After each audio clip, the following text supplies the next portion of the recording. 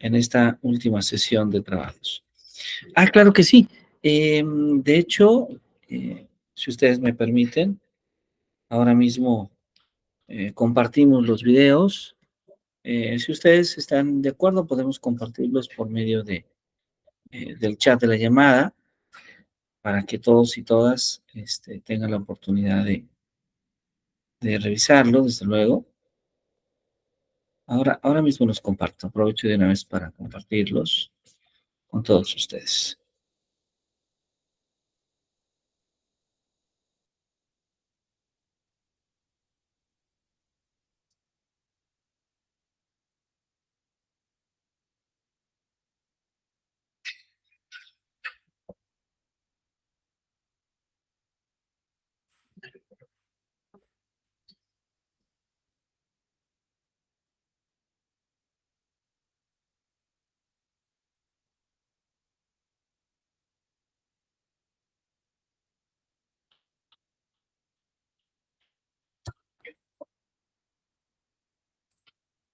Ahora los compartimos con ustedes para que tengan de una vez el link y con mucho gusto puedan,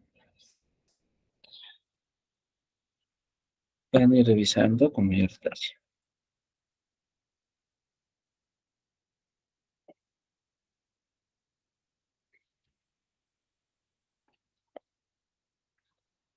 Entonces, compartimos acá el video de la sesión inicial, de la primera sesión.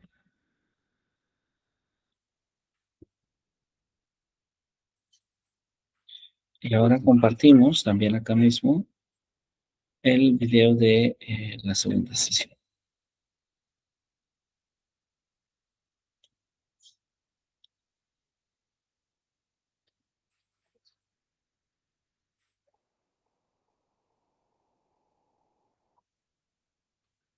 También ya está aquí en el chat.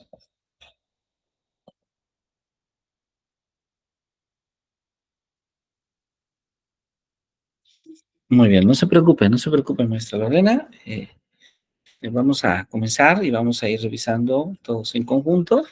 Y bueno, bien sea que de manera directa observando la grabación pueda usted revisar la solución o si tiene oportunidad de seguirnos en esta sesión, también ahí podrá ver la manera de resolver el problema que se plantea. Pues bueno, nuevamente les doy una cordial bienvenida. Nos da mucho gusto que nos acompañen. Dejamos en el chat el link del video de las dos clases pasadas. Y bueno, ahora vamos a continuar esta última sesión. Voy a permitirme apagar un poquito mi cámara y utilizar el modo de presentación, de diapositivas, en este caso, de la presentación de una hoja de texto que nos ayuda un poquito más para poder ir revisando. Les agradezco muchísimo. Si ustedes generosamente pueden confirmarme eh, si ya, si ya se puede ver allá justamente la presentación que estamos haciendo de nuestro cuaderno de texto.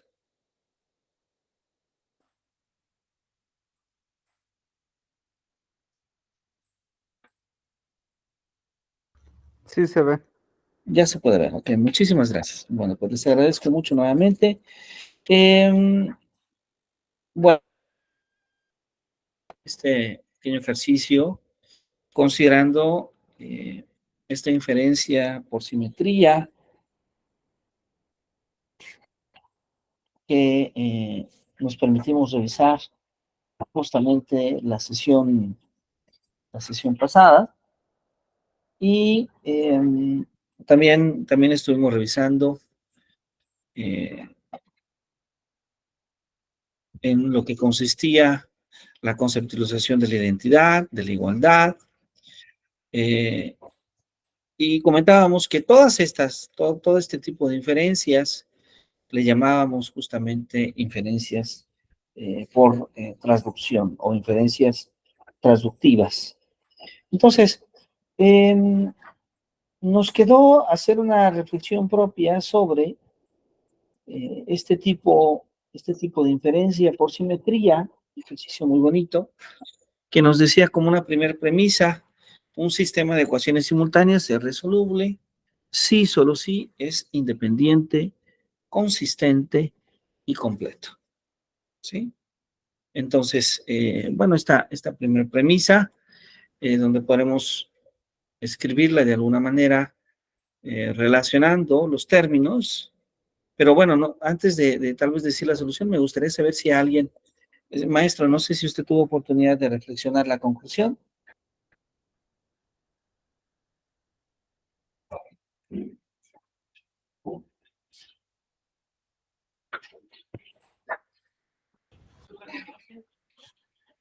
¿Sabe? Ujú. Ah, por medio del chat. Ah, sí, adelante, maestro Manuel, por favor. Bueno, una conclusión a la que yo llegué es de que el sistema de ecuaciones, si es resoluble, independiente, consistente, bueno, si es resoluble, entonces su determinante es no nulo. Exactamente, exactamente. De hecho, esa es básicamente la conclusión que se sigue. Es decir, la primera premisa nos dice que un sistema de ecuaciones simultáneas, si un sistema de ecuaciones simultáneas es resoluble, es- tiene la característica R, vamos a decirlo, si solamente si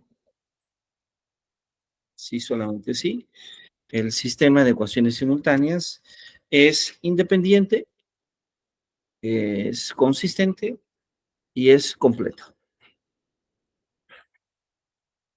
Pero por otro lado tenemos que un sistema de ecuaciones simultáneas es independiente, consistente y completo, ¿sí? Aquí me faltó una C, disculpe. Y completo, sí, solamente sí, el determinante del sistema es no nulo. Es decir, cuando el determinante del sistema de ecuaciones simultáneas es, eh, es distinto. Voy a escribirlo así. Es distinto de cero.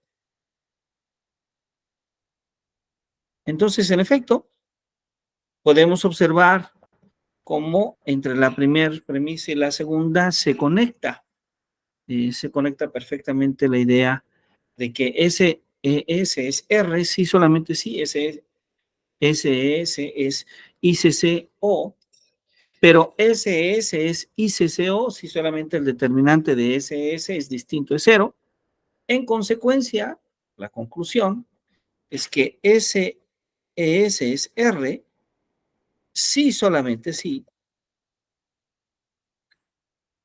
el determinante de SS es distinto de cero, que es exactamente lo que usted nos compartió. Es decir, que un sistema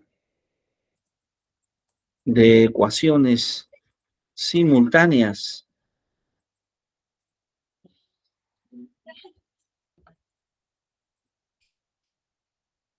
es resoluble si y solo si el determinante del sistema de ecuaciones simultáneas es distinto de cero. Esa sería justamente la conclusión. Muchísimas gracias, maestro. Usted ha llegado a esta conclusión correcta. Muy bien, pues eh, vamos a seguir analizando lo que tiene que ver justamente con la idea de la demostración. Y para ello es importante recordar que podemos entender la demostración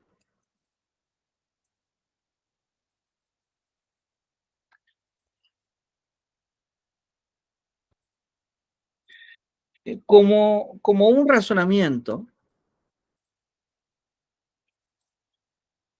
o una serie de razonamientos que prueban la validez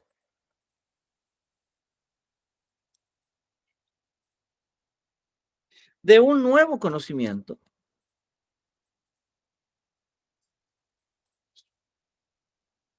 estableciendo,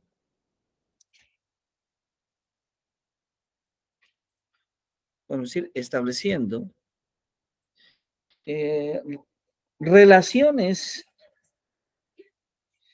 o conexiones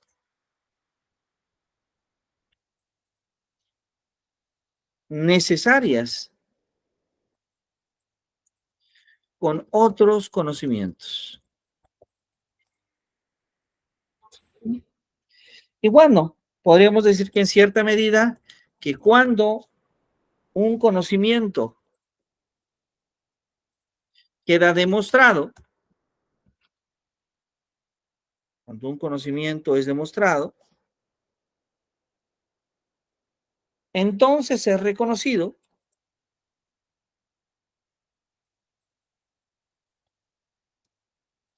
como válido, entonces es reconocido como válido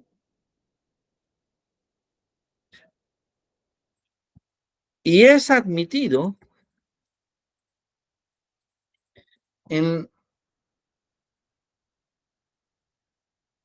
en el campo de conocimiento.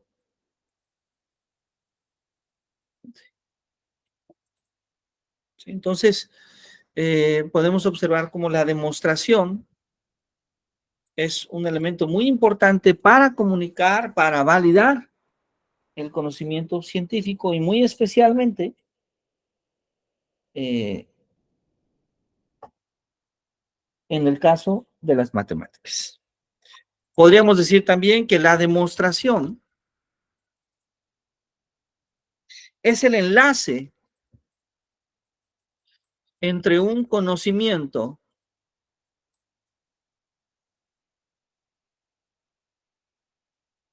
es el enlace entre un conocimiento recién adquirido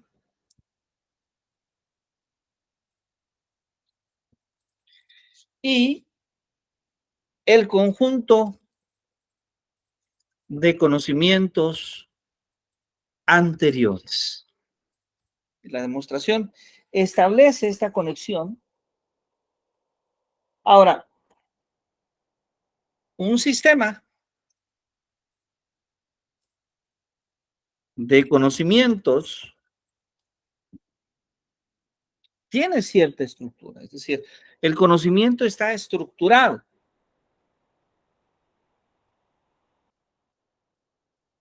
Podríamos decir que un sistema de conocimientos o de conocimiento tiene tres características fundamentales. La primera de ellas es la independencia. La segunda de ellas es la completud, que a veces también le llamamos, en lugar de completud, utilizamos otra palabra, que es la completividad.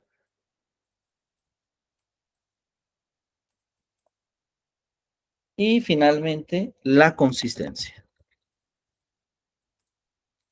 La consistencia. Bueno, vamos a explicar, vamos a detallar un poquito cada una de estas eh, cada una de estas tres propiedades, ¿sí? Cada una de estas tres propiedades. Bueno, la primera es la independencia. La independencia, ¿por qué? Porque los postulados o los axiomas o las premisas o los supuestos, ¿ah? deben ser lógicamente independientes unos de otros. Deben de ser independientes lógicamente unos de otros. De tal manera que no sea posible, ahí está el significado de la independencia, obtener ninguno de ellos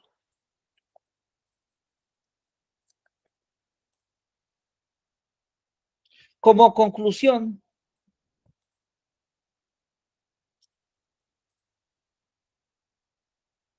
como conclusión de una serie de inferencias válidas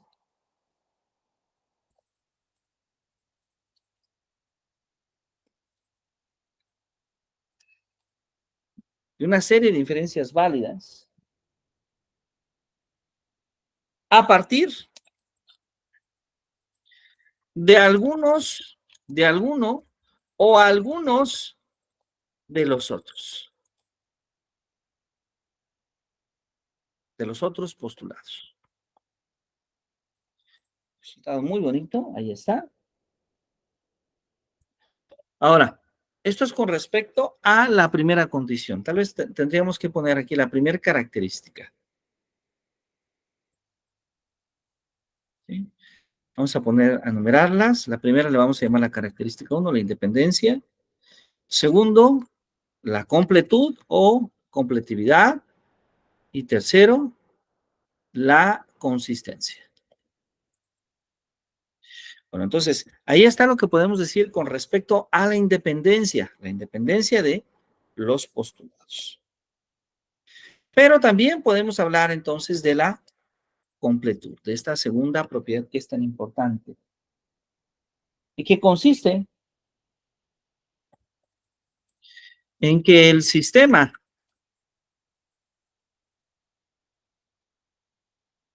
de postulados sea completo. Es decir, que hayan sido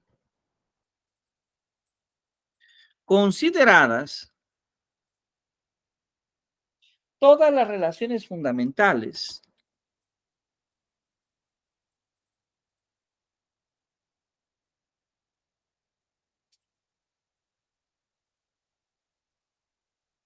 de la disciplina en cuestión o del campo de conocimiento en cuestión.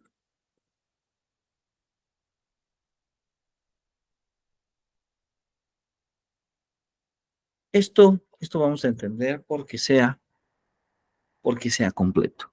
A veces hay otra manera de explicar esta idea de la completud y otra forma de hacerlo, desde luego, es suponiendo que cualquier verdad o cualquier proposición dentro de ese sistema lógico, dentro de ese sistema de conocimiento, puede probarse con el conocimiento, con los postulados, con las leyes que se tienen dentro de ese mismo sistema. Y bueno, la tercera de estas tres propiedades la podemos entender como la exigencia de que el sistema tenga una consistencia interna, ¿sí? Es decir, que no sea posible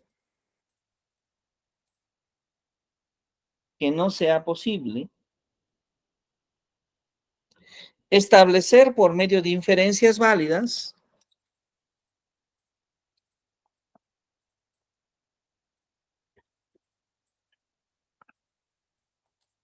establecer por inferencias válidas alguna proposición que contradiga a otra proposición ya demostrada, ¿sí? Sí, lo que estamos pidiendo en esta tercera propiedad es que dentro de mi sistema no aceptemos, eh, no aceptemos, desde luego, las contradicciones. Es decir, que no es posible que en el mismo sistema se pruebe que P y que a la vez se pruebe que no P. ¿Sí? Entonces, pedimos que no tenga contradicciones y en eso consiste justamente la idea justamente de ese sistema.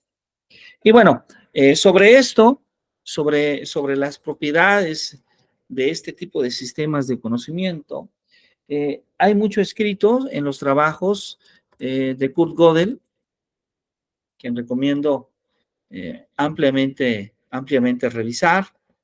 Eh, Gödel fue un admirador de las teorías matemáticas y de cuestionarse sobre su independencia, sobre su completud, sobre su consistencia, ¿sí? Y el otro autor que es muy interesante leer es justamente Paul Cohen, ¿sí? Paul Cohen, que también eh, tiene obras interesantes evaluando los sistemas de conocimiento, particularmente evaluando a la lógica o evaluando a diferentes teorías matemáticas. Eh, Podríamos decir todavía un poquito más respecto a este tema y creo que lo que podemos decir justamente es que la consistencia lógica en un sistema significa que las consecuencias inferidas lógicamente a partir de sus fundamentos no se van a encontrar, no se encuentran en desacuerdo con los experimentos ya realizados o con los teoremas ya probados. En esto, en esto consiste. Eh, Ahora, es importante mencionar que en la demostración, ¿sí? En la demostración, si yo subiera esto un poquito más para acá, subir esta pizarra, bueno, en la demostración, una proposición,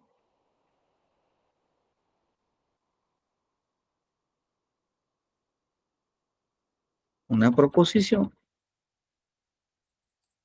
de hecho podríamos decir más aún, la validez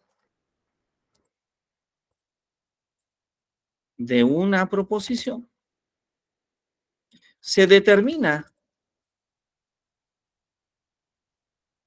por las condiciones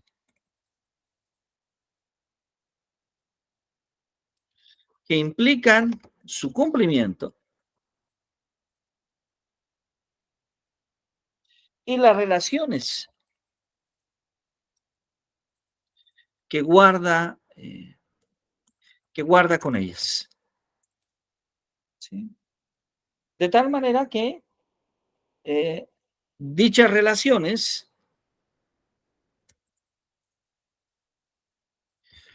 pueden ser de tres tipos. Y sobre esto, recuerdo que desde la primera clase eh, habría alguna duda, había interés sobre estas relaciones. Entonces, bueno, la primera de ellas, vamos justamente a llamarla, escribirlo un poquito más acá, número uno, las relaciones necesarias,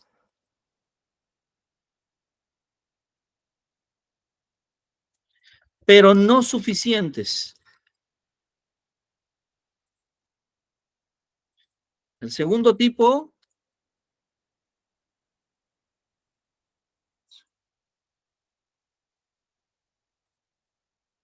el segundo tipo de relaciones es que puede ser suficientes sin ser necesarias. Y el tercer y último tipo es que pueden ser necesarias y suficientes.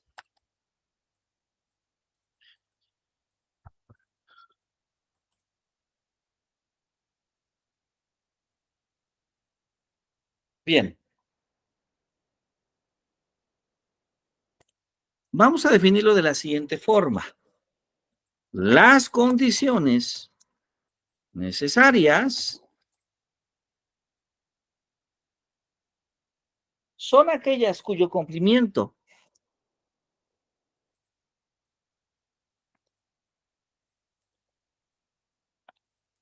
es indispensable,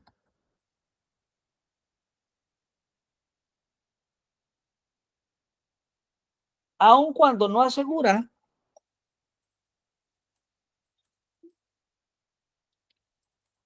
el cumplimiento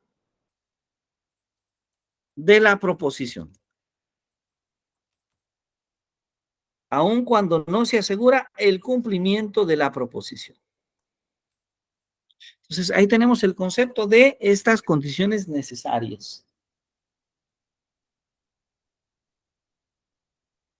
Las condiciones suficientes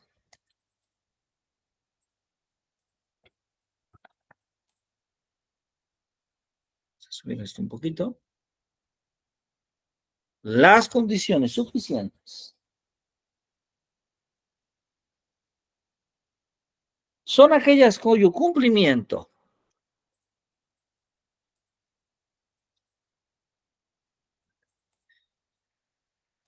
asegura el cumplimiento de la proposición.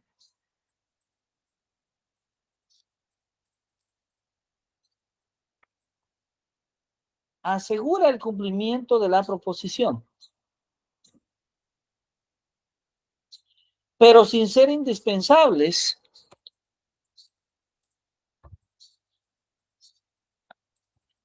para tal cumplimiento. Pero sin ser indispensables para tal cumplimiento.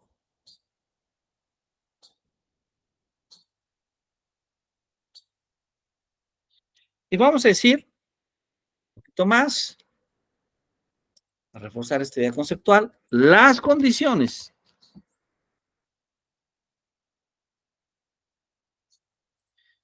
necesarias y suficientes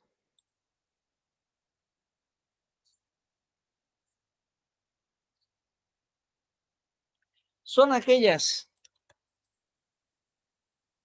cuyo cumplimiento es indispensable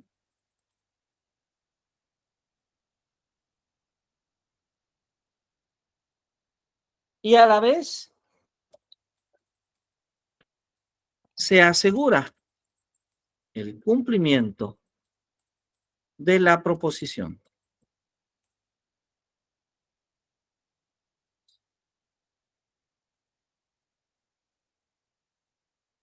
Y a la vez se asegura el cumplimiento de la proposición. Entonces podríamos decir que, por lo tanto, cuando se cumple una condición necesaria,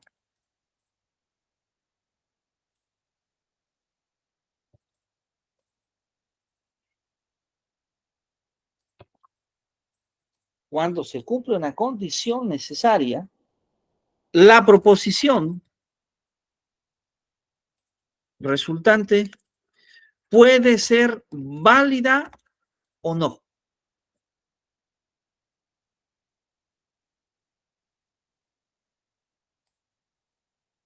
Puede ser válida o no.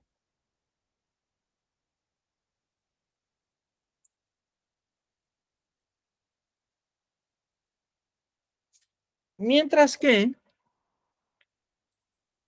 por otro lado, comprobar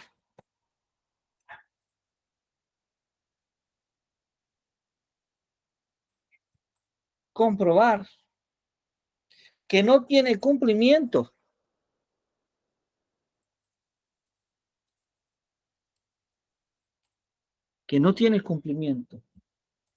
una condición necesaria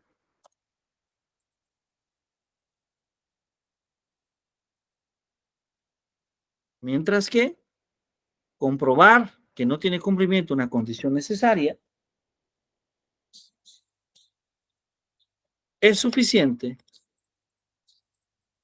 para refutar la proposición.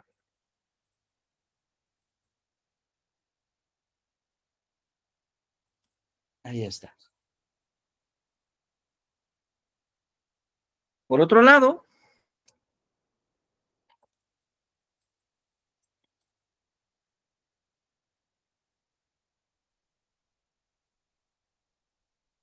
la prueba de que se cumple una condición suficiente basta para demostrar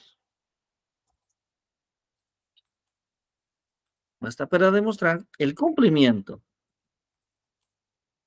de la proposición.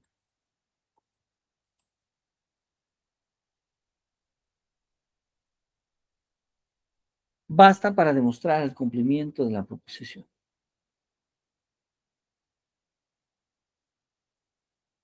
Y claro, aquí es importante mencionar que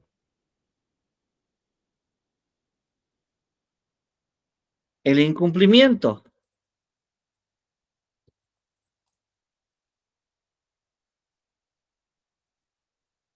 de una condición suficiente admite la validez como la falta de validez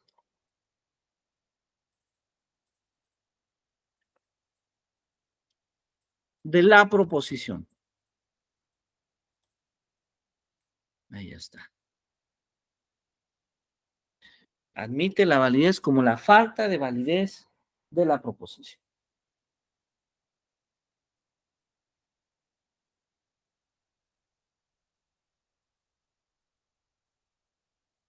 Ahora, es importante mencionar que la prueba de que se cumple una condición necesaria y suficiente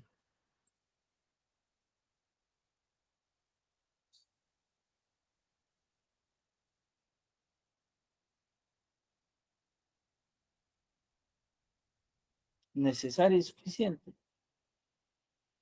basta para establecer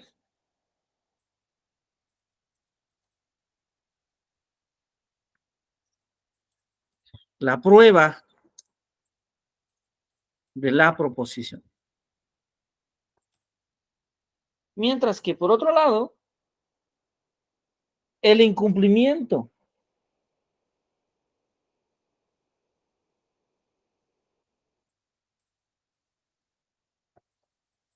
el incumplimiento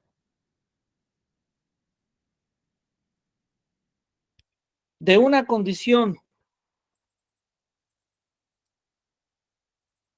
necesaria y suficiente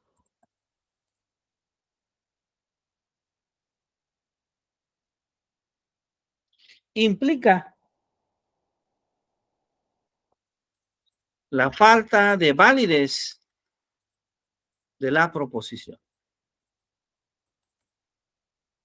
Implica la falta de validez de la proposición.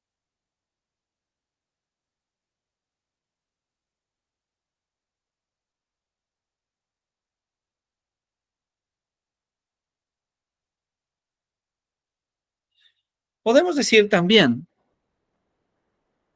que las condiciones determinantes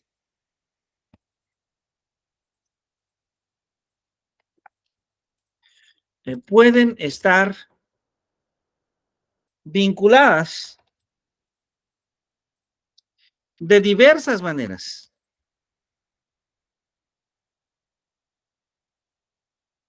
En tal forma que dos o más condiciones que sean necesarias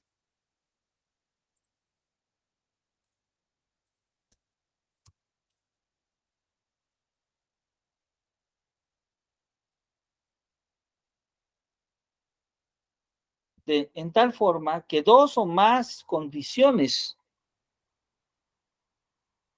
que sean necesarias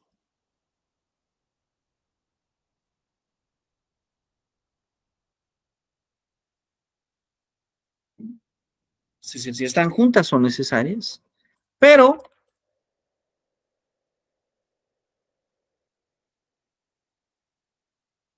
insuficientes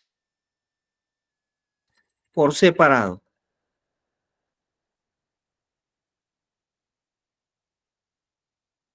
Se pueden convertir en suficientes cuando se conjugan.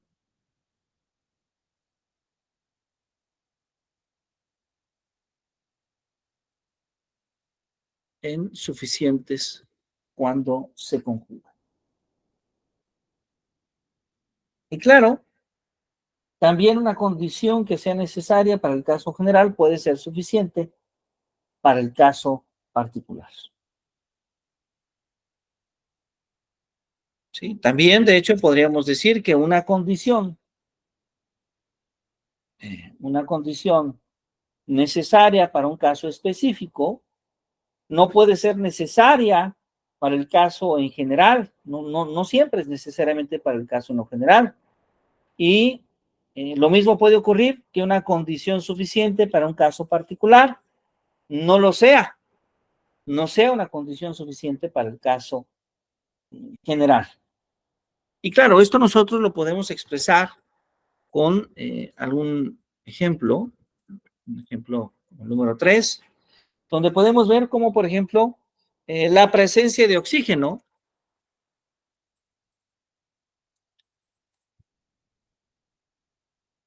es una condición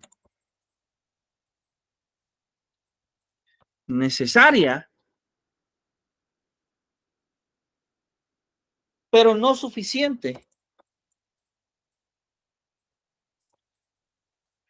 pero no suficiente para que se produzca la combustión de una sustancia.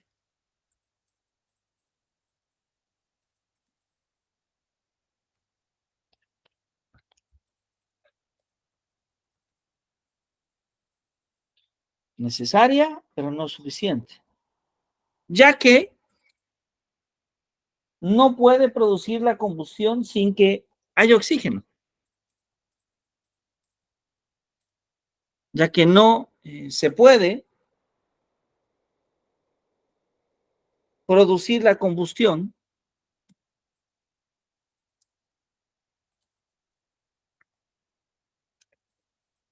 sin que haya oxígeno.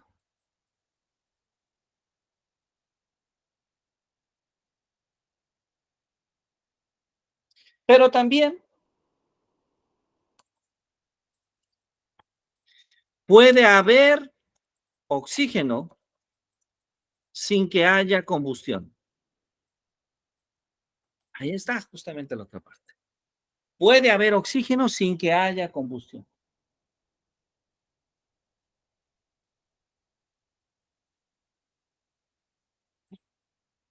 De hecho, esto nosotros lo podríamos complementar en cierta medida y decir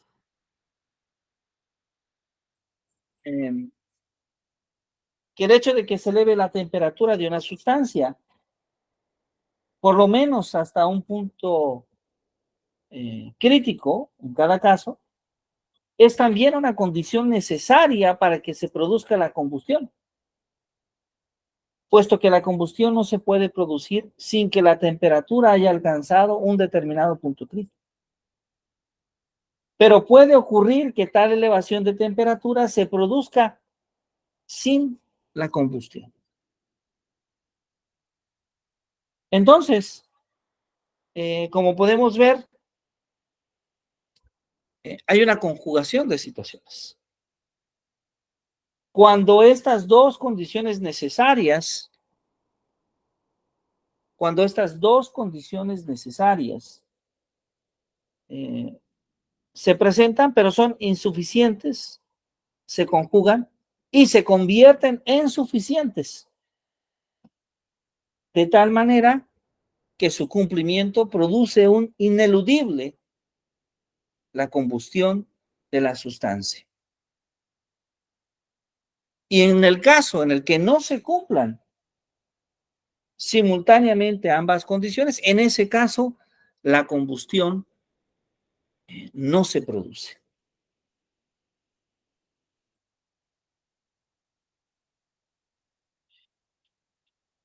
Podríamos nosotros todavía elegir, desde luego, otro ejemplo.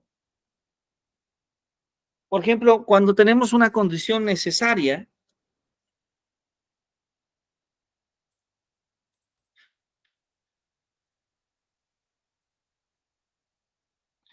la condición necesaria y suficiente para que un número sea par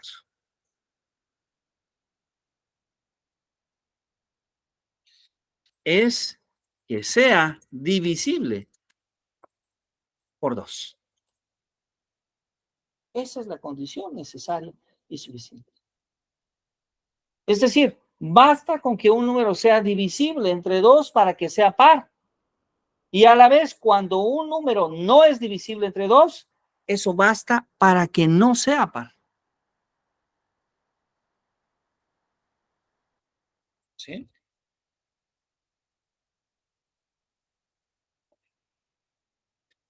Entonces, estas condiciones que aparecen y que son muy importantes, ¿sí? Estas condiciones en la forma en que se dan las relaciones, que pueden ser necesarias pero no suficientes, suficientes sin ser necesarias, o en su caso necesarias y suficientes. También las podemos eh, interpretar de la siguiente forma. Las podemos inclusive esquematizar de la siguiente forma.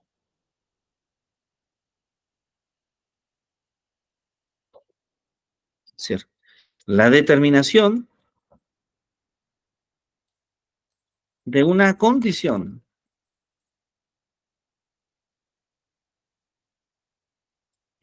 una condición necesaria se puede esquematizar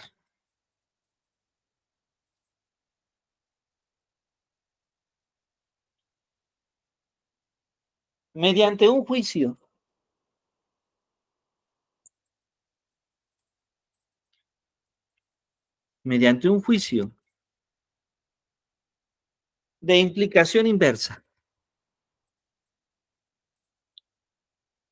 de implicación inversa, que tiene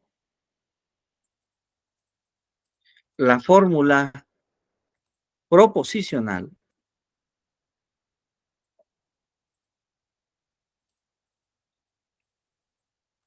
Nuevamente podemos ver cómo eh, estas demostraciones las podemos analizar a través de esquemas lógicos. ¿Sí? ¿Cuál es la fórmula? Es que si no cumple X, entonces no cumple Y. Así podemos hablar justamente de esta condición necesaria. Así la interpretamos. Si no cumple X, entonces no cumple Y. Claro, donde X representa la condición necesaria y Y representa la conclusión. Ahí está.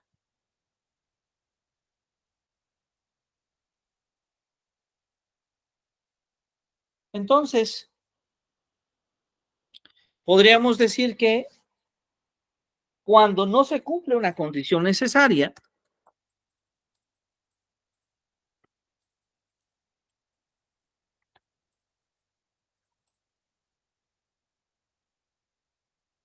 tampoco se cumple la condición consiguiente.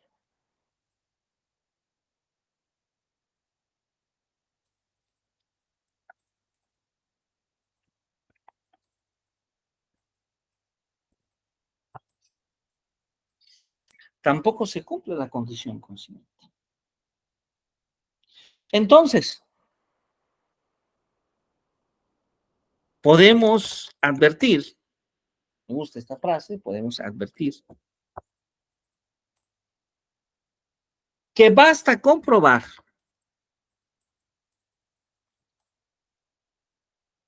que no tiene cumplimiento una condición necesaria para refutar el cumplimiento de la consecuencia. Y ya está. El cumplimiento de la consecuencia. Entonces, creo que las dudas que hemos tenido a lo largo de estos 3 días, había aparecido esta pregunta sobre cómo vinculamos estas condiciones, y creo que el día de hoy finalmente, ya profundizando un poquito más, se va a ir dando una respuesta mucho más completa. Ahora, la determinación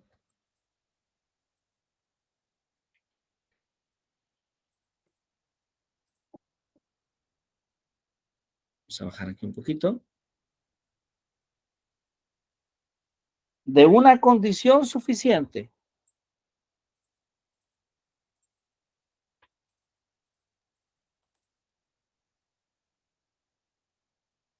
se puede esquematizar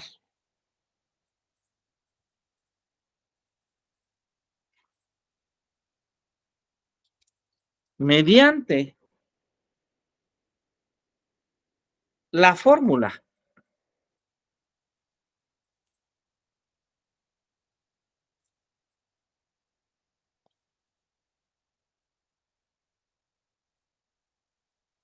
de un juicio de implicación.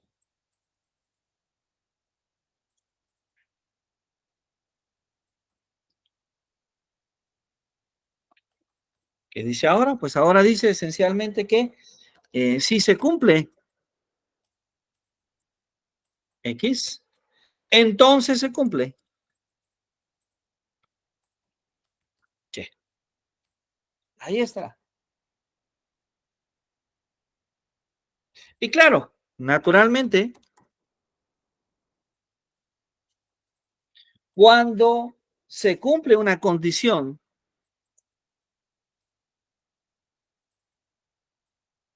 suficiente,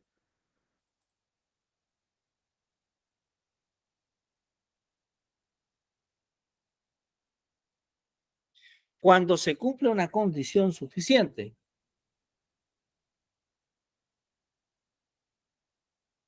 se cumple también la conclusión.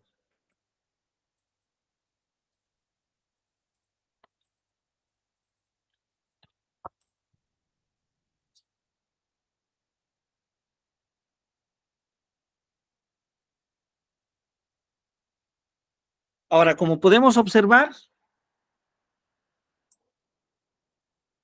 la prueba de que se cumple una condición suficiente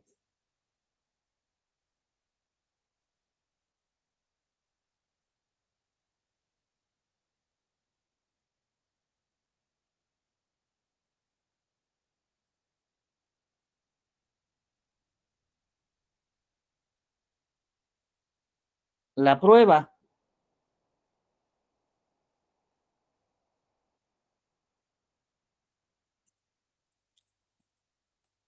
de que se cumple una condición suficiente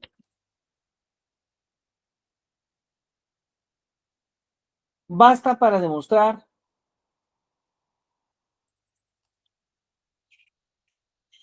basta con demostrar el incumplimiento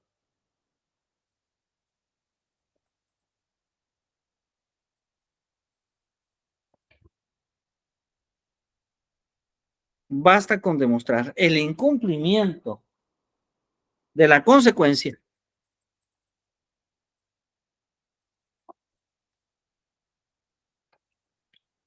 basta con demostrar el incumplimiento de la consecuencia, aun cuando no se establezca una demostración general. Con eso es suficiente. Y bueno, tenemos un tercer caso, un último caso, que es la determinación de una condición necesaria y suficiente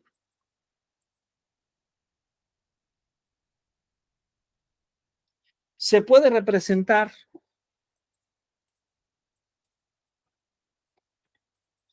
mediante la fórmula de juicio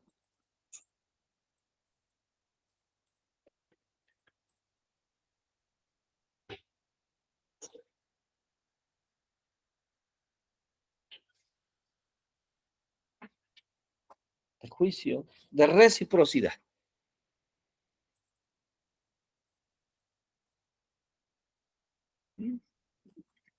Esta fórmula de juicio de reciprocidad que esencialmente nos dice que se cumple Y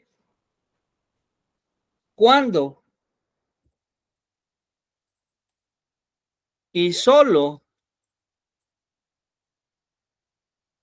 cuando se cumple X. Ahí está.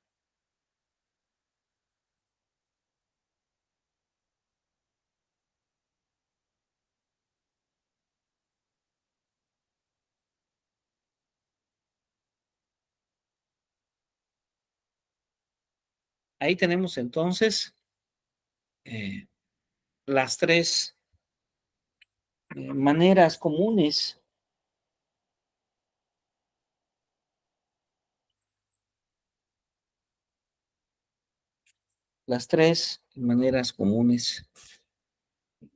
de construir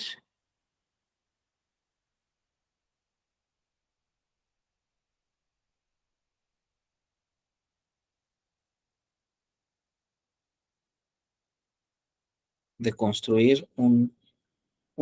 observar la construcción de las relaciones entre dos proposiciones o dos afirmaciones científicas. Ahora, una demostración, perdón, me detengo aquí un poquito para saber si hasta este punto tenemos alguna duda, alguna pregunta.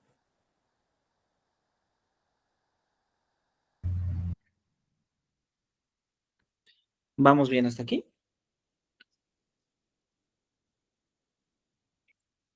Bien, voy a ver el chat.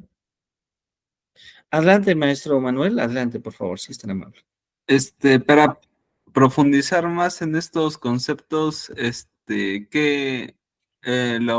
literaturas que presentó el día de ayer, son las que recomienda. Sí, debo decirle que increíblemente no hay tanta literatura, es decir, eh, se escribe mucho en matemáticas, pero este tipo de literatura, que es una combinación entre matemáticas, lógica y filosofía de las matemáticas, eh, no es algo tan común. Eh, Hay textos de historia, como el texto de Bell, que nos habla un poco de la historia de las matemáticas, y donde también se discuten algunas propiedades de los sistemas matemáticos. El libro de Irving Copy, que había mencionado con anterioridad en la sesión pasada, el libro de Elie de Gortari en español, Elie de Gortari, un filósofo mexicano, primero ingeniero y después un filósofo destacado. El libro de una introducción matemática a la lógica de Herbert Enderton, que probablemente sea por mucho la mejor recomendación que puedo hacer. Y después tenemos algunos textos que sí hablan de algunas propiedades eh, lógicas y matemáticas de los sistemas de conocimiento, como el libro de José Alfredo Mori Montaño, de la compacidad de la lógica de primer orden y su relación con el teorema de completud. Pero son solo secciones. En todos estos libros solamente hablamos de secciones, es decir, no tengo en este momento un libro de referencia por completo sobre estos temas, sino son secciones, capítulos en algunos de estos textos donde se discute, se discute sobre estas propiedades con mayor profundidad. Gracias. Muchas gracias a usted, profesor. Muchas gracias. Bueno, y podemos también comentar que una demostración en lo general,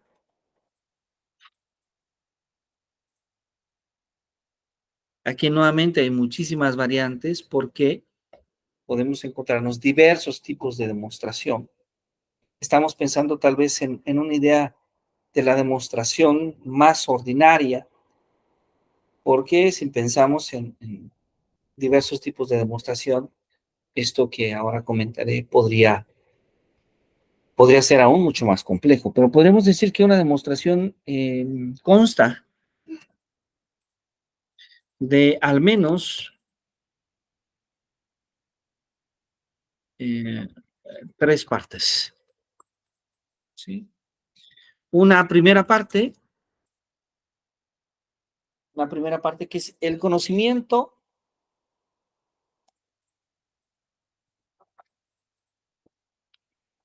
que se trata de demostrar. Una segunda parte son los fundamentos empleados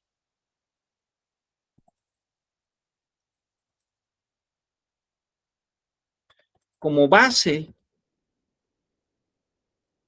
los fundamentos empleados como base de la demostración.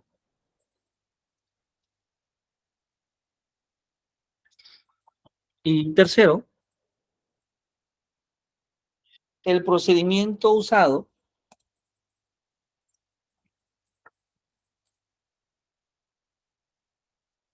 para lograr que ese conocimiento quede demostrado. Pues podríamos decir que una demostración al menos tiene que considerar um, estas tres partes. ¿Sí? Estas tres partes hay que considerarlas. ¿Sí?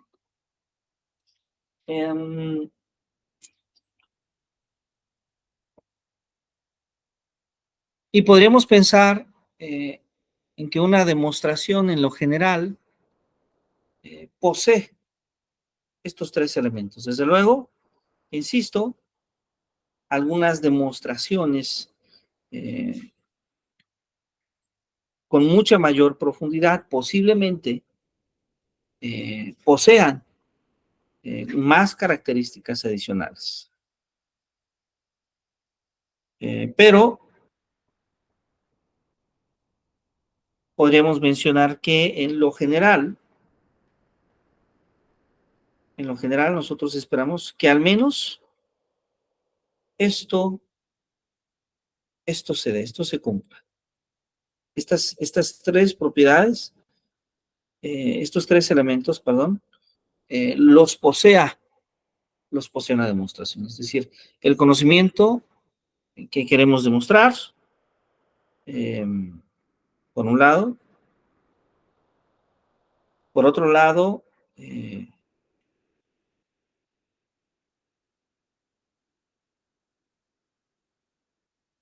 tenemos los fundamentos que utilizamos como base de la demostración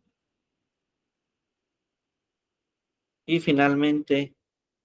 eh, finalmente tenemos el procedimiento, ese procedimiento que va a ser muy importante porque es de ahí de donde proviene la idea de justificar, de saber si estamos utilizando la metodología adecuada.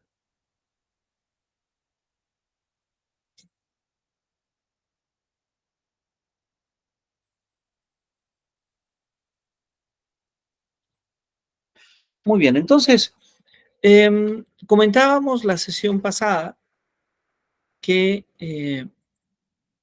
el pensar así la demostración, el analizar lo que hemos visto el día de hoy, de cómo, eh, cómo se dan ciertas relaciones, relaciones justamente entre los términos, entre las proposiciones, nos lleva a mencionar que hay una gran variedad de demostraciones. ¿Sí? Y lo primero que se nos viene a la mente es de demostración. ¿Sí? Por ejemplo, tenemos la demostración que llamamos directa. ¿Sí? Una demostración directa.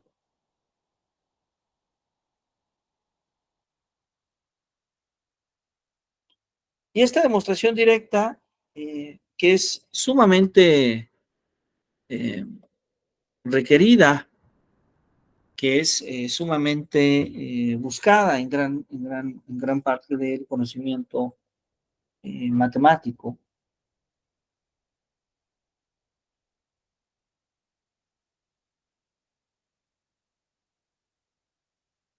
y que nosotros podríamos encontrar en la mayoría de lo que nosotros denominamos las matemáticas constructivas. No digo constructivistas, sino constructivas, en el sentido en que cuando nosotros demostramos, no solamente logramos demostrar que aquel teorema, que aquella proposición es válida, sino que la consecuencia de esa demostración nos regala comúnmente una metodología, una caracterización, una construcción. De hecho, de ahí proviene el nombre de matemáticas constructivas. Una construcción sobre los conceptos o las propiedades de los conceptos matemáticos estudiados.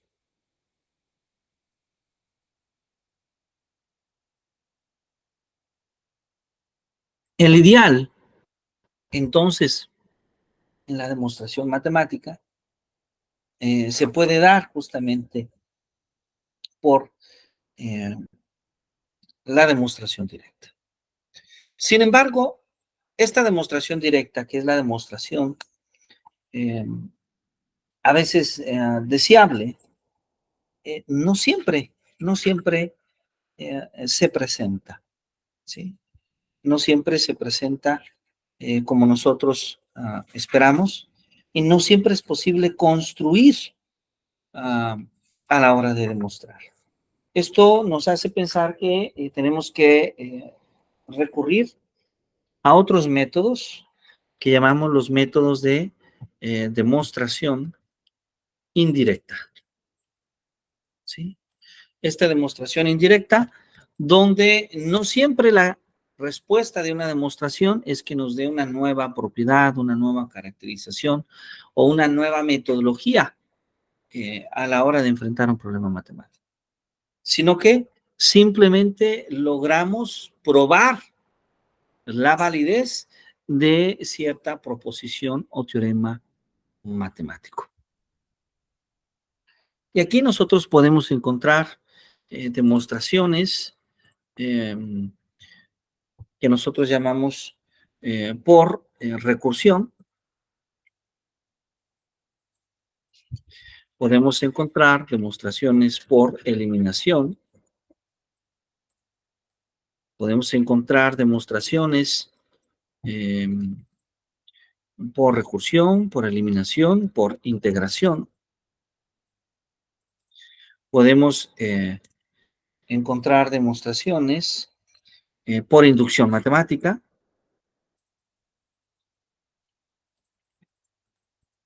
Ya sobre la inducción matemática hemos hecho algún ejemplo. Podemos de la demostración por representación,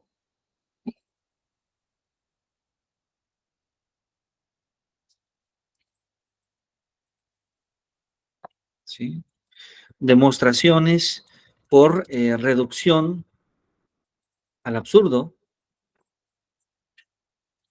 demostraciones eh, eh, por contrapositivas. ¿Sí? Estos son algunos ejemplos de otros tipos de demostración matemática, de demostración matemática que se producen de manera constante y que en la mayoría de los casos su consecuencia no es necesariamente un método de resolución de problemas, por ejemplo, sino más bien simplemente mostrar o llegar a demostrar la validez o la invalidez de la proposición matemática en prueba. Esa es justamente la característica de estos métodos. Y bueno, uno de los métodos que estuvimos revisando, por ejemplo, la sesión pasada, era la demostración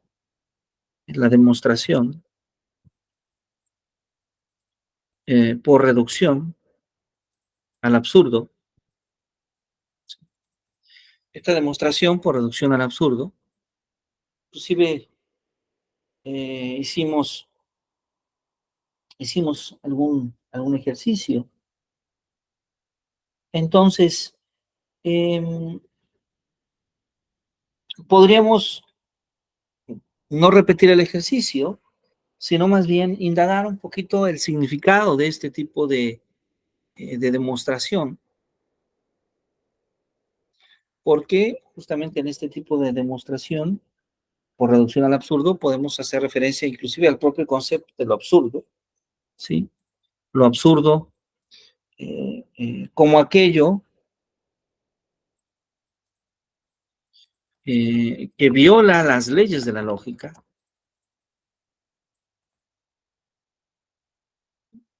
Entonces, un absurdo, concepto absurdo, es un concepto eh, cuyos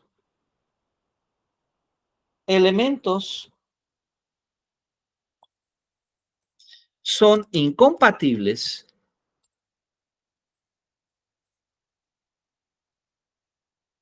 por entero, o sea, en totalidad, en totalidad. Entonces, un juicio absurdo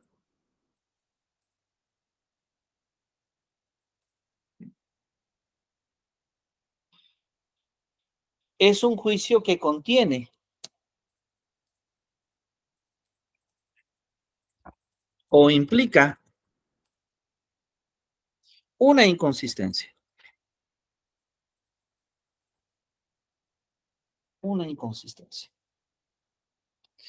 Y un razonamiento absurdo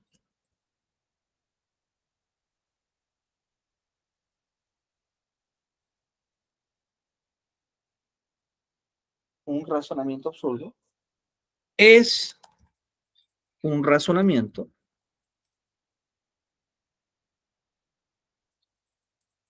formalmente falso. ¿Sí? Entonces, este tipo de demostración la utilizamos a sabiendas que lo que queremos es llegar a una contradicción.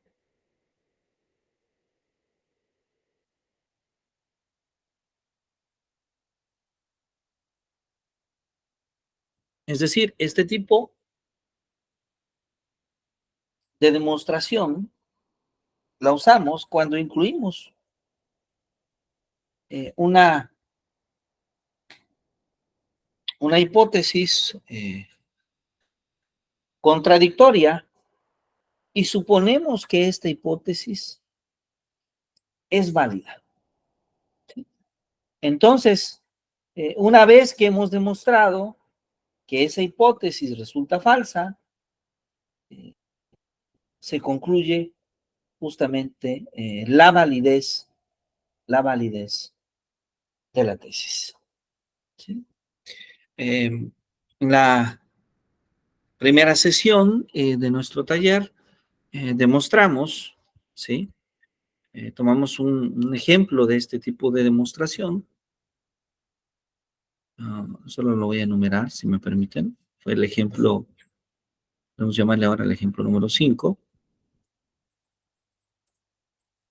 que fue justamente la demostración de que raíz de 2, raíz cuadrada de 2, es un número irracional. ¿Sí? Entonces, este es un ejemplo de este tipo de demostración por reducción al absurdo. Ahora, este tipo de demostración a veces utilizamos ligado a la reducción por absurdo, lo que llamamos la demostración por eh, contrapositiva.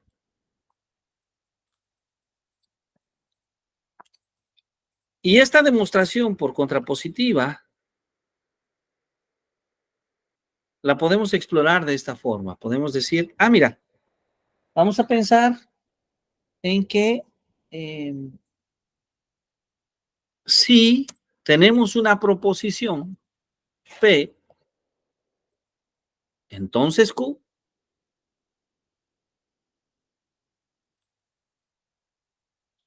pues por contrapositiva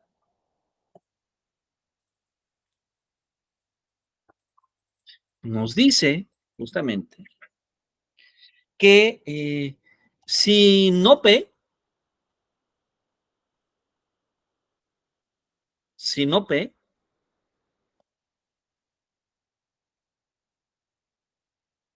entonces no Q. Eso es lo que nos dice la contrapositiva. De hecho, es común que la demostración por contrapositiva se forme como una demostración por contradicción. Cualquier demostración por contrapositiva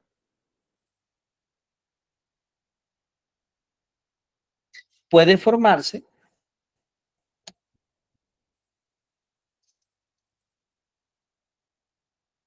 como una demostración por eh, contradicción. ¿Sí? Y esto nosotros lo podemos ver diciendo que eh, si P entonces Q,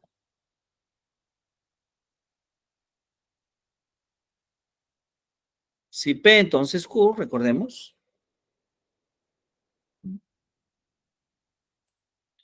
eh, tenemos que, vamos a negar que P entonces Q. Vamos a usar la negación de P entonces Q. A ver, vamos a ponerlo aquí, la negación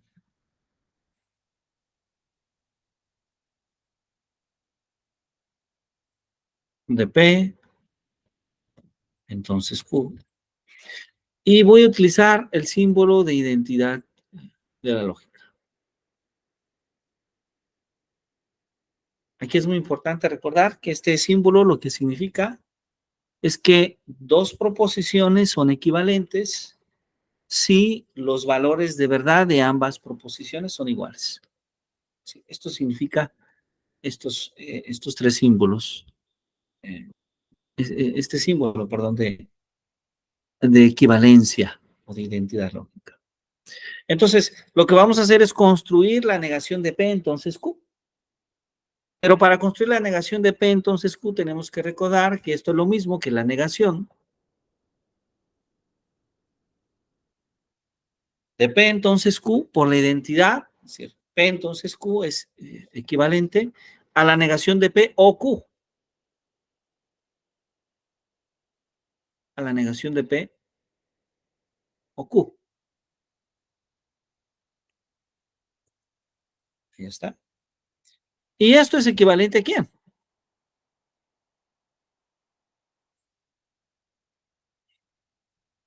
Pues esto es equivalente, como podemos ver, eh, la negación de la negación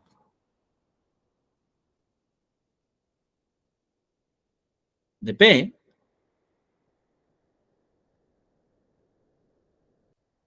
y ahora en lugar de O es I, ese es el cambio, la negación de Q.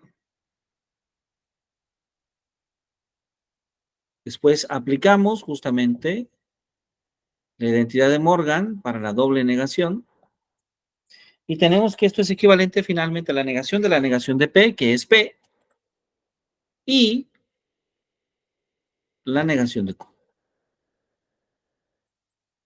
Entonces, esta equivalencia que estamos escribiendo es muy interesante porque, eh, puesto que tenemos que probar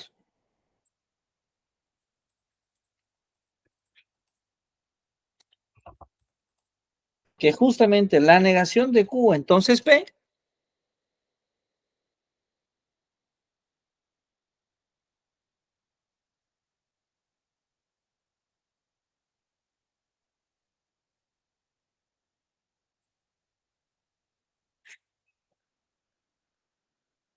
tenemos justamente que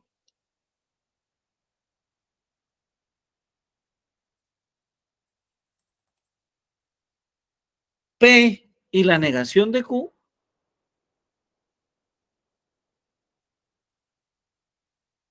P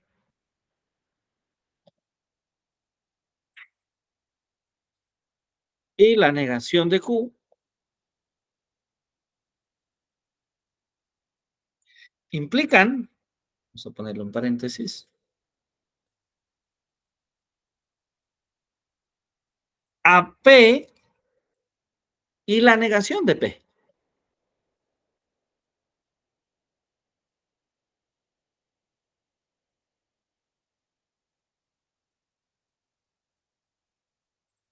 Y esto último que estamos escribiendo ya es una contradicción. Y entonces, este tipo de demostración por contrapositiva se usa de manera importante, a la vez como una demostración por contradicción. Y bueno, ya hemos hecho alguna demostración que incluye eh, la demostración por reducción absoluta.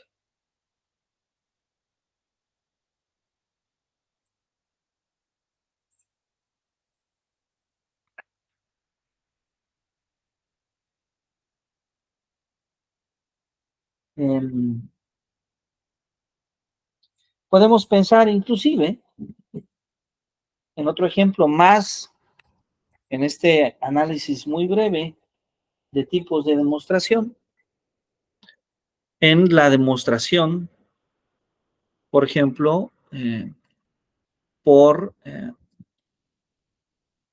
recursión.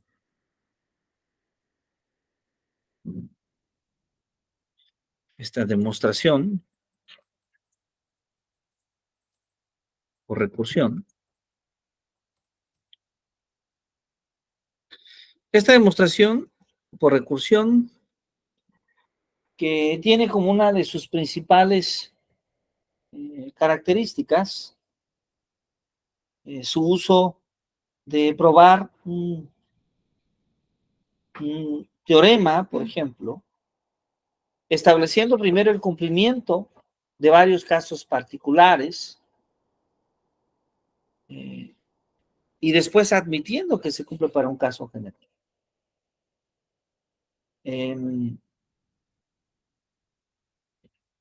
Un tipo de demostración que ha tenido un impacto importante en teoría de números, en teoría de gráficas, en inclusive campos de conocimiento como la dinámica no lineal, y que en lo general podríamos decir que el procedimiento para una demostración por recursión podría fundarse o podría caracterizarse en los siguientes tres requisitos. Entonces, podríamos decir que el procedimiento que se sigue en una demostración o recursión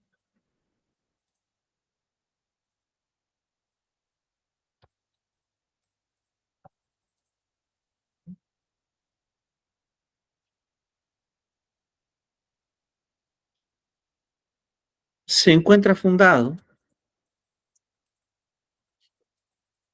en los siguientes requisitos. Primer requisito, que los números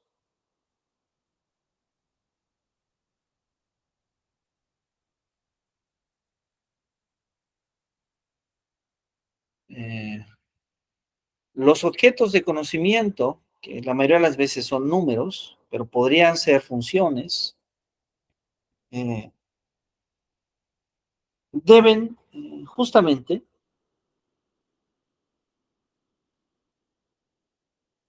pertenecer a un conjunto de funciones definidas en los números naturales. ¿Sí? Es decir, eh, podríamos fundarlos en que se cumplen los axiomas propuestos por Peano, ¿sí? eh, para los números naturales, para las sucesiones de números naturales y funciones de números naturales a otros conjuntos.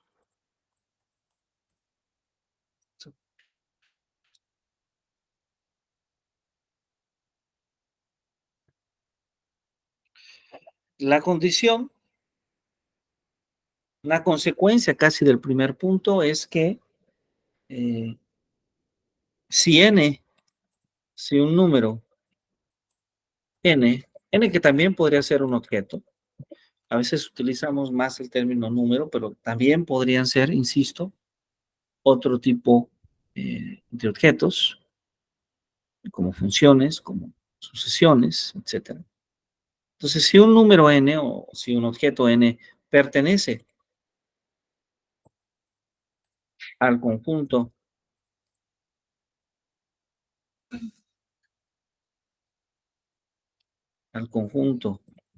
de los números naturales, n, entonces Su sucesor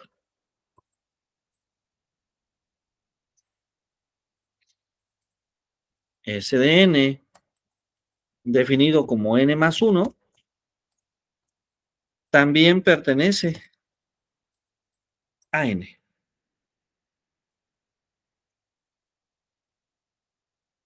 Y además, no solo esto, sino que además pertenece a n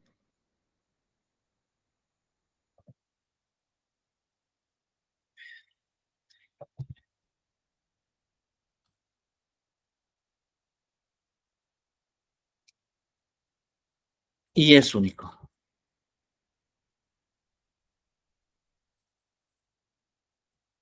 Algo que también es consecuencia de la primera proposición al tomar como válidos eh, los axiomas de Peano. Y tercero, si una cierta propiedad, eh, si una cierta propiedad se cumple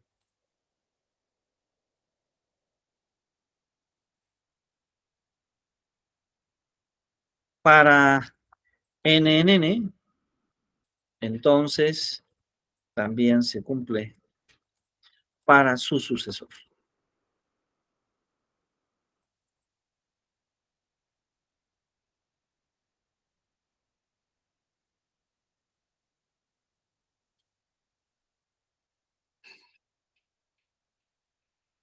También se cumple para su sucesor.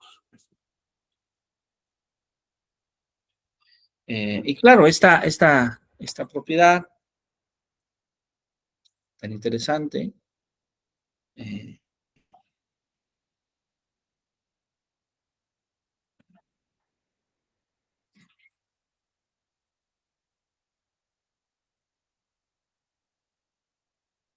estas tres características son muy semejantes a las que ya exploramos cuando hablábamos de la inducción matemática.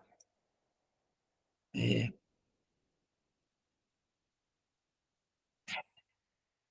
Parten de los axiomas de Peano, y este tercer axioma, perdón, este tercer requisito, que tiene que ver justamente con eh, la idea de, de que el conjunto n al que estamos haciendo referencia, pues es el conjunto de los números naturales.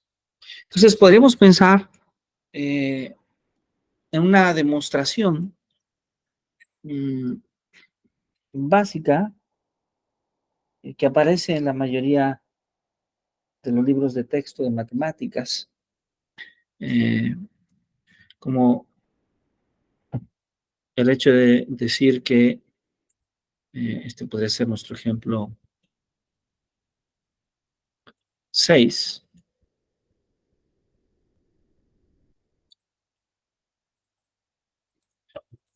La suma de los números naturales consecutivos, la suma de los números naturales consecutivos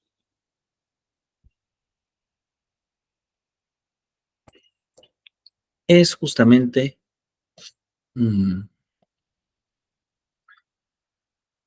cociente, que es n por n más 1 sobre 2. Entonces, la suma de los primeros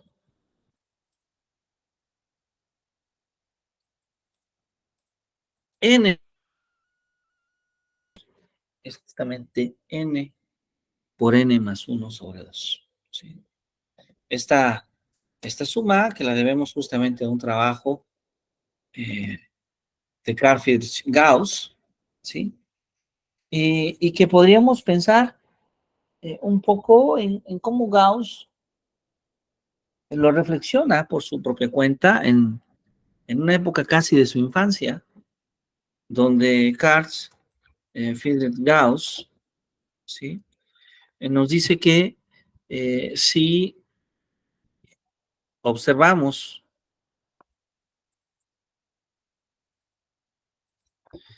las series, perdón, las sucesiones ascendentes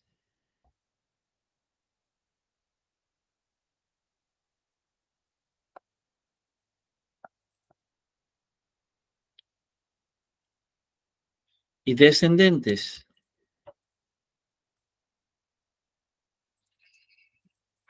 de los números naturales consecutivos, obtenemos un patrón, ¿sí? Vamos a hacerlo. Y si nosotros escribimos estas series ascendentes y descendentes, es decir, escribimos al 1, al 2, al 3, al 4, al 5, al 6, al n, y luego escribimos a n, n menos 1, n menos 2, n menos 3, n menos 4, ¿sí? Sucesivamente hasta el 1. Poner esta minúscula. Entonces, lo que tenemos es que en cada una de, en cada uno de los n sumandos, tenemos que se repite el mismo patrón, ¿verdad? Que sería n más 1. Es decir, 1 más n y después 2 más n menos 1, después 3 más n menos 2, después 4 más n menos 3, después 5 más n menos 4, después 6 más n menos 5. Y así sucesivamente hasta n más 1. Es decir, siempre aparece el mismo patrón, que es n más 1.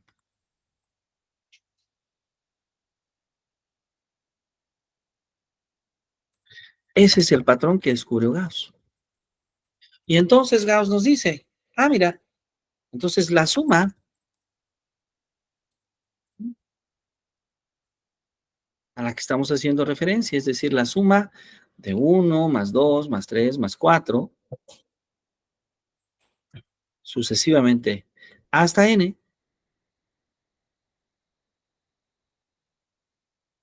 pues es exactamente igual a quién?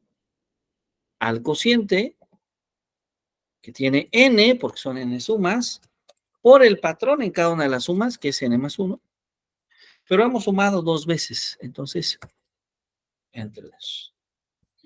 Entonces, ahí tenemos la suma. Ese es el resultado, el valor de la suma.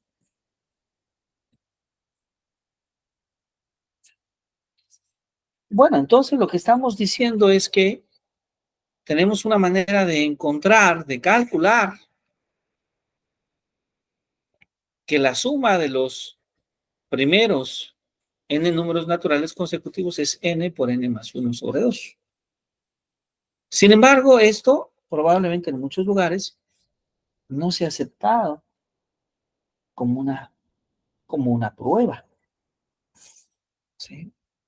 Se ha aceptado como una explicación, algo a lo que en la primera sesión de este taller podría afirmar Balachev. Esto se parece a una explicación, es una explicación matemática de dónde surge el valor, pero esto no es una prueba matemática. Bueno, vamos a hacer esta, esta prueba matemática. Entonces vamos a escribir una proposición.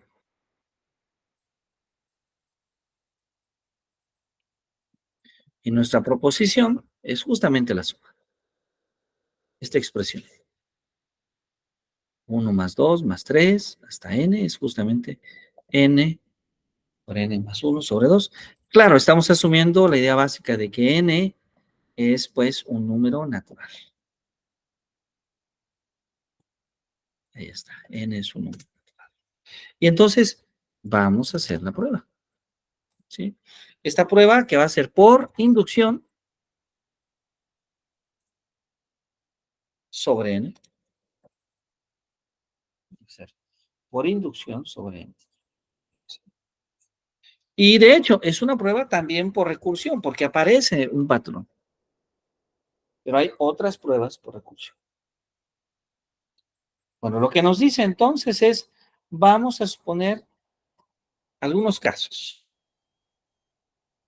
Inducción sobre n. Entonces, para ello, consideremos los siguientes valores para n. Podemos tomar el caso cuando n es igual a 1. Entonces, cuando n es igual a 1, ¿qué ocurre con la expresión? Pues la expresión nos dice que eh, esta expresión, si ustedes me permiten, le voy a llamar Sn a toda la expresión.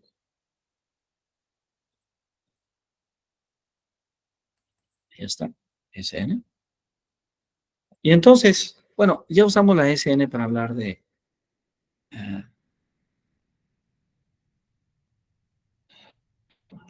hace un momento de sucesor. Pues para que no haya confusión, creo que no debo de usar la S. Voy a llamarle K. Pues K de N.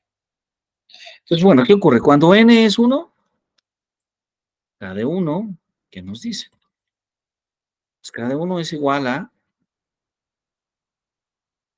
1 por 1 más 1 sobre 2. ¿Esto quién es? 1 más 1 es 2. 2 por 1 es 2. Entonces esto es 2 sobre 2, que finalmente es igual a 1. Entonces decimos, bueno, mira, cuando n es igual a 2, pues entonces K de 2 es igual a ¿quién? Al cociente que tiene 2 por 2 más 1 sobre 2. ¿Y esto quién es? Esto es 3. Y después podemos decir, mira, qué bonito. Entonces, vamos a suponer ahora el caso cuando n es 3. K de 3, ¿quién es? Pues es el cociente que tiene 3 por 3 más 1 sobre 2.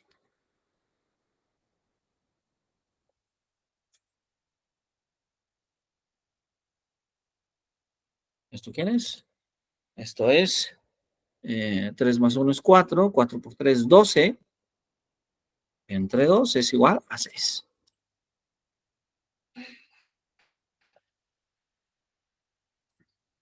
Ahí está. Bueno, entonces, si se cumple para estos tres casos,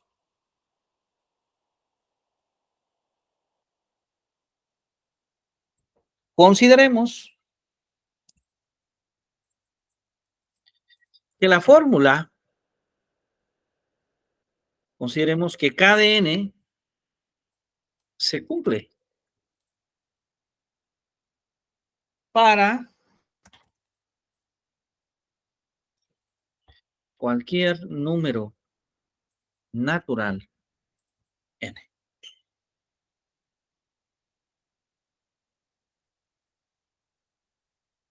Y si se cumple para cualquier número natural n, o sea, si se cumple esto,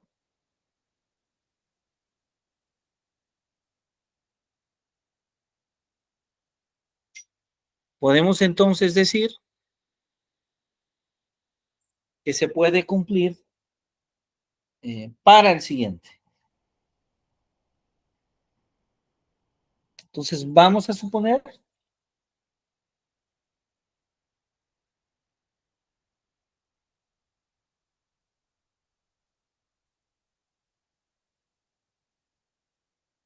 supongamos que se cumple para el valor n más 1. Entonces, ¿esto qué significa? Esto significa que la fórmula se cumple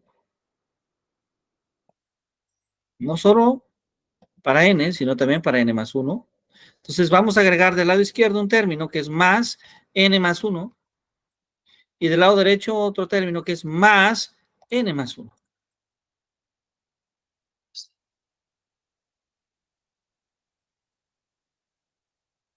Observemos entonces qué pasa con este lado. ¿Por qué? Si trabajamos un poquito más con este lado, ¿qué tenemos? Que esto es igual.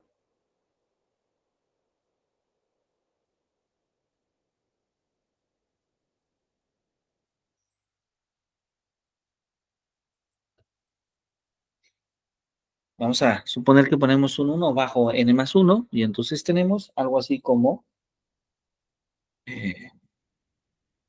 el cociente que tiene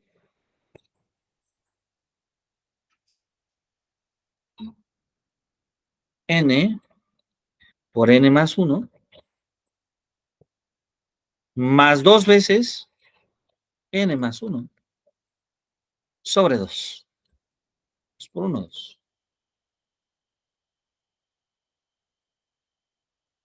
Y si desarrollamos esto un poquito, ¿quién es esto?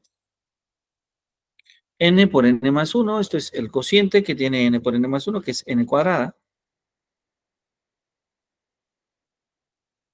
más n por 1, n, más 2 por n, 2n, más 2 por 1, 2, sobre 2.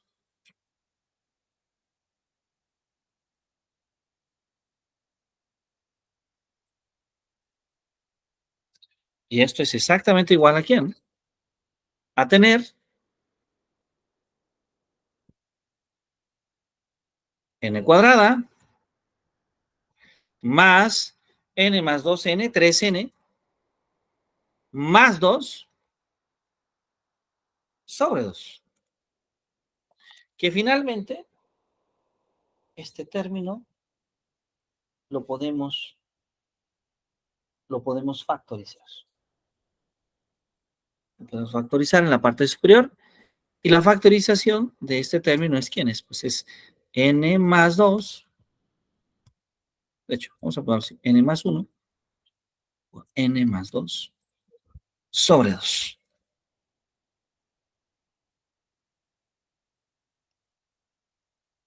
Y ya está.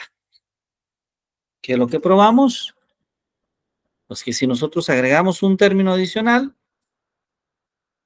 esta suma de 1 más 2 más 3 hasta n más 1, es exactamente igual a n por n más 1, a n, perdón, n más 1 por n más 2 sobre 2. Y esto finalmente se demuestra justamente esta recursión. Eh, esta es otra manera de hacer una prueba matemática considerando la recursión. Muy bien, pues bueno, creo que hemos podido avanzar un poco hasta este punto. No sé, maestra, maestro, si alguien tiene alguna pregunta, alguna duda de lo que hemos tratado en el taller. Todo bien. ¿Todo bien? Sí. A ver, voy a permitirme dejar de compartir un poquito.